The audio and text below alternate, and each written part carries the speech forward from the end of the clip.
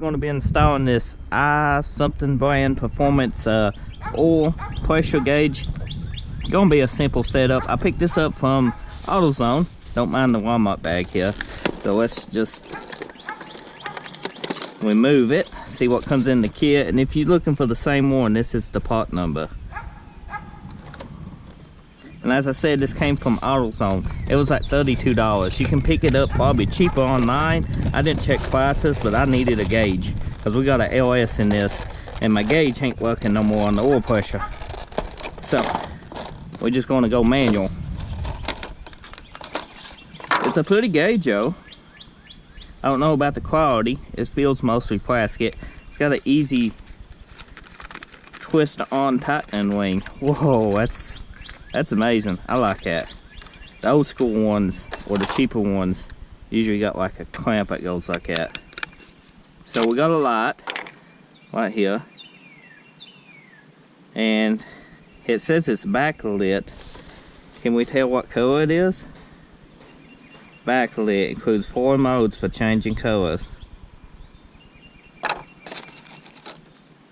Oh. So we just put a cap cover on it, on the bulb. What color does it got right now? Okay, we'll leave it white. White's pretty. White's a very pretty color, especially with a gauge like this. I don't know, blue would look pretty good, wouldn't it? I mean, I'll leave it white. White's basic, you know, it's clean looking. It probably bring out the interior more. This is, you can buy a metal line of this too if you don't like the plastic, but this is a shoe wasper, the oil feed line. This is instructions. I don't need those. Installed many of these. These is your adapters and compression fittings.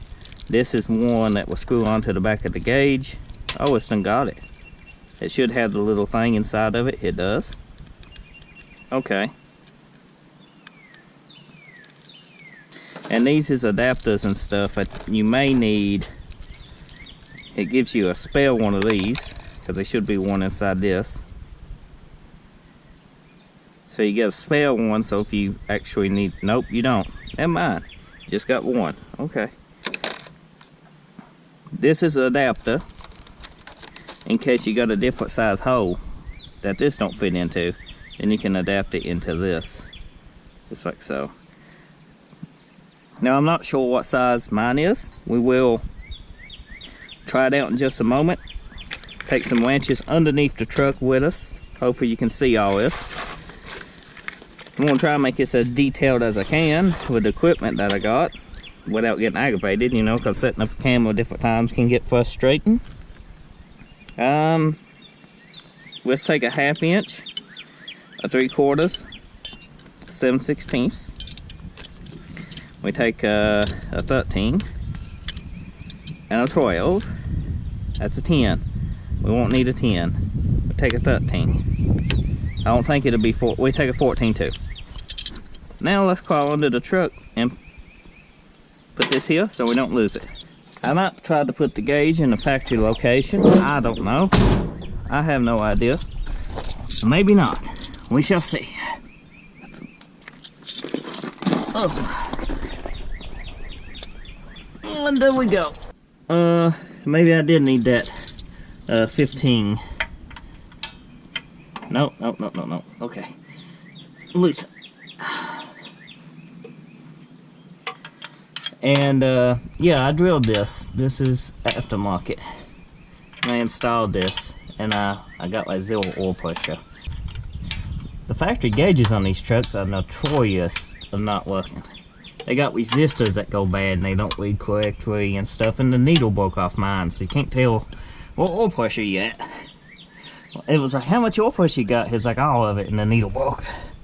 So if everything is right, oil should maybe just tremble. Should have a plug-in up here. There it is. Don't need that no more.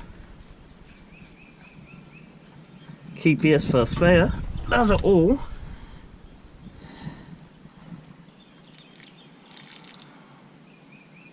Now that shouldn't run all the way out. Maybe I'll plug it for it'll be fine. I mean, if we lose a little, ain't gonna hurt nothing. Okay. What size is that? It's the little size. No adapter needed.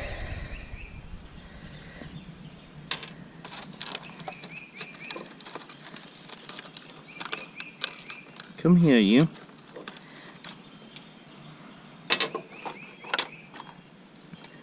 This installs just like this. That goes on. This go in. This go down. Well, slide this on first. Don't do what I just did. Boom, boom, and then keep pressing in on this as you tighten it. And these just snug up. These don't have to be super, super tight.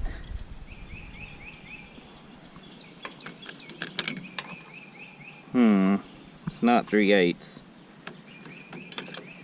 So I would have the thing for this underneath that. That figures.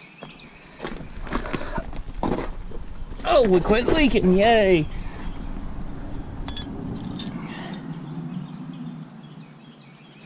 Okay, with that pressed all the way in, we'll tighten it.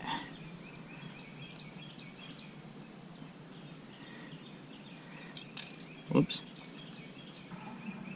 That should be plenty tight enough. So now we can fit this in. You can use a little bit of tread tape on this. That's what I need to do next, just put a little on it. Yeah, just some tread tape. You don't have to use it if you don't want to, but I'm gonna put a little on it. Let's see, treads will go that way. You wanna make sure you go the right way with your tread tape, because if you put it on wrong, then when you tighten it, it'll come right back off. And then what's the point of tread tape if when you tighten it, it comes back off? I think 2 wraps will be enough. And you don't want to get none down in your oil gallery, because it can plug off your lifters. So, under we go. Oh!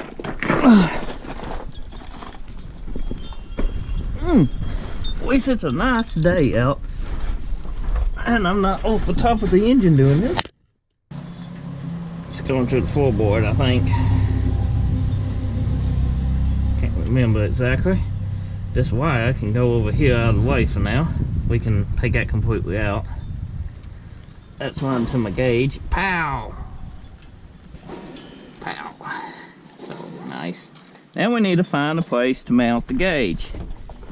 Technically, I could put the gauge right here. Take this out. Yep, that was my wire I made. That's underneath. I can cut this if I had some scissors, because we won't be using this anytime soon. Want me to go get them? Oh yeah, if you don't care.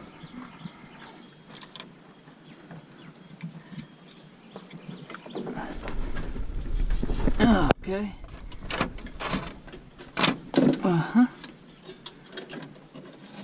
You can see I had this, I don't know if you can see inside the dash, but I had this lined all neatly and tied up and all that stuff.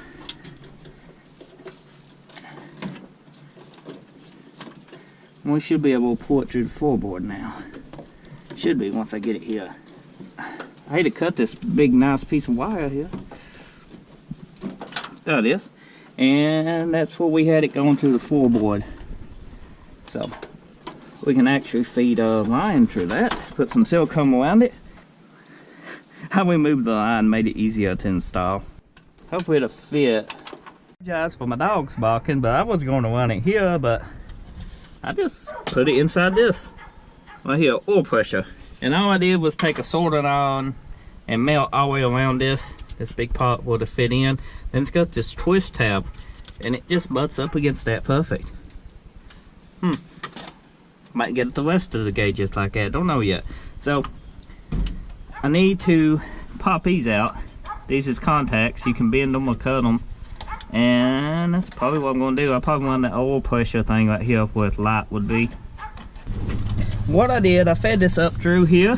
I ran it all the way to the bottom when we started. And this is the Teflon line. It shouldn't crack with Teflon, but if you're worried about it cracking, you can always upgrade to a copper line. That gives me enough room to take the gauge cluster out if I ever need to. try not to lose anything. We put this end on, put this on. We stick this in here. We push this line as far down as we can get it into the gauge. And then we'll tighten this up, and I think it's a 7/16. It's a 10 on the back of this gauge. And I'm just gonna snug this up because that's what the fitting's for. And before I put this gauge all the way in, whoops, it twisted a little on me. That's okay. That's fine. Should be plenty tight. We can loosen this and twist this gauge back straight. We can take a bulb out too. We can wire a bulb up in just a moment. There we go. How straight that look? That is not straight at all.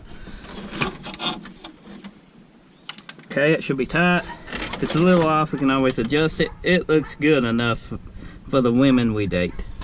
Okay, now I gotta put a battery in this thing, start this, and if everything goes good, we have oil pressure. I need to tighten down underneath too. Is it a 10? I think it's 10 and 7/16, not sure. Okay, so before we do anything else, we are gonna see if this got oil pressure. So take it out of gear. My clutch safety does not work, it used to be automatic. I'm gonna prime it about 3 times, it has been setting. Show me all the oil pressure. Come on now. Show me everything. Woo, woo, woo, woo. Come on, you gotta move. Okay.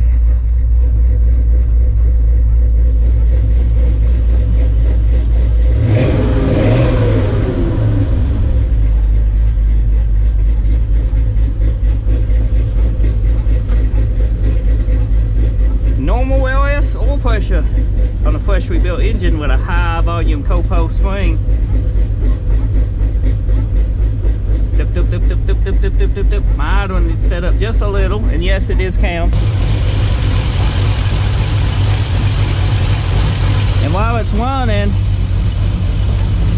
we're going to check for leaks. No leaks here. Looks good. Got 60 some pounds of pressure. Okay.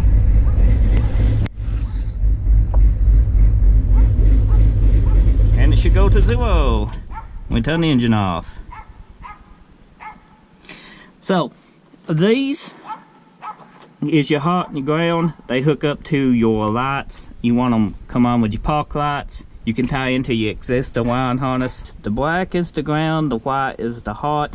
Pretty simple. I went ahead and wired some extra wire to them, and I'm actually going to put it right here. I'm going to find out what's hot. And to take this out, this is how it will be in the dash setting. Mesh this on the side, right here, this little button, down, and it should be able to pull out, just like so. And then this will twist off. You can take your knife or something, get it like this, spin that out, and this all come out one piece. This is where we're going to hook the gauge up to. So, everything's plugged in. Let's go ahead and put a thing back in so we can tell what's hot and what's not. There we go, it snapped. I got some dash lights. I see one right here. I mean, I could tie into this bulb. Well, I had this bulb working. There it goes. Got a white and a black. I don't even know what that bulb goes to. It could go to this. That's falling apart. Right here. It could. Good thing I give me enough room, didn't I? Hee. No, I said this bulb goes somewhere. Goes here. Oops. Okay, so this is what I'm tying into anyway. I think I just blowed it.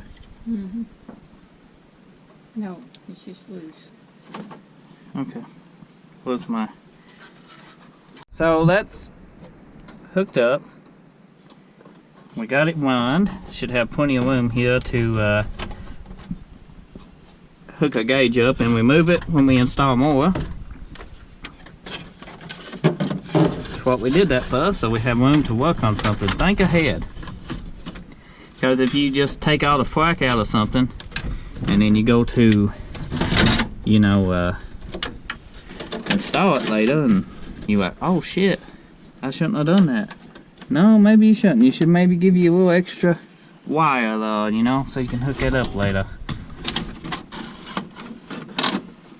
Need to cut that nub off of the automatic. Let's see. There we go. There we go. In you go. It ain't had a bezel on it in a long time. But by God, it's got oil pressure now. Woo! I checked the gauge out tonight to finish the video up. I ain't gonna bolt none of this in. I'm just gonna leave this setting. Need to put the CD player back in it. I like to get a temp gauge. If you look, temp gauge in this is non-existent. Why is that? Because the needle's gone. Battery gauge work. I had my headlights on, hoping battery ain't dead.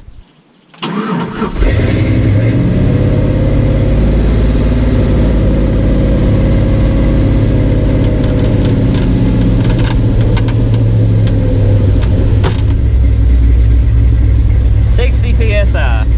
Not bad. Had RPM gauge, I could set my RPMs. I need to do all these wiring. Right, this is the tack wire. It says so because it's tacked.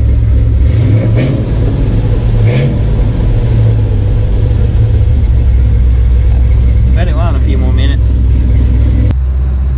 So I've been finishing up some of the wiring on this LS flop. If you've been following the channel, you watched the whole build of this engine.